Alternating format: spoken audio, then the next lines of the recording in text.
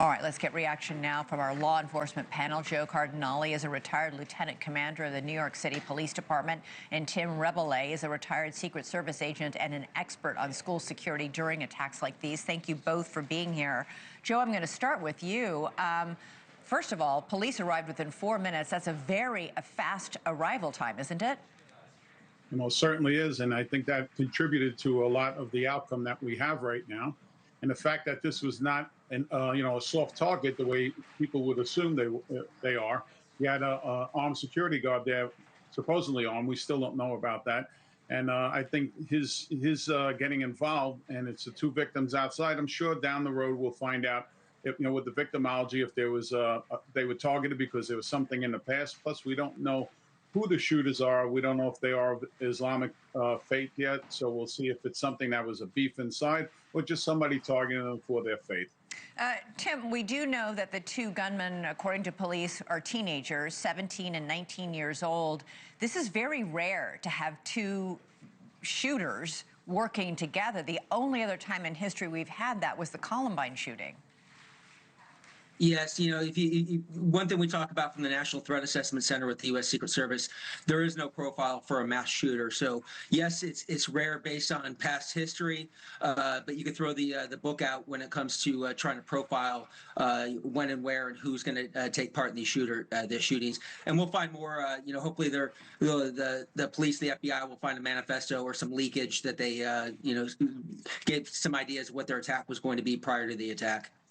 Joe, we saw these incredible images of children being led out of the mosque in a chain. They were all holding hands as they were led to safety. I understand now what that police spokesman from San Diego was talking about how tough that was for police to get in there. Tell me when you've got an active shooter situation like this and you have hundreds and hundreds of kids inside, how do you get them out quickly, safely? Well, these scenarios they try to play them out, with drills and with, the cooperation of all the schools in the area, all the churches, all the, sensitive locations. They try to plan these things. And the fact that they were able to get there, see what's going on. They found 3 people deceased out front. They knew they had to get inside. They went inside.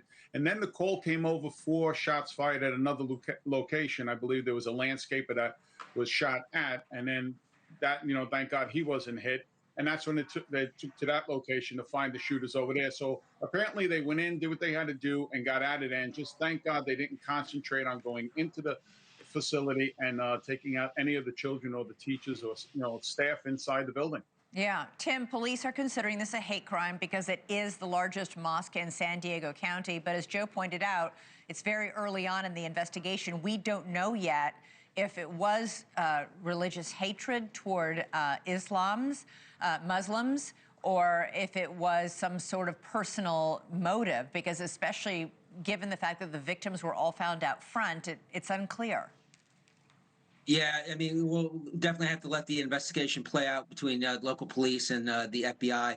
But a lot of these folks, and again, it's too early to speculate, but a lot of these folks nowadays are radicalized, and we need to talk about the pathway to violence. Everything on the pathway starts with a grievance. As soon as we find out what that grievance was or is, then we'll determine what led them to executing that plan.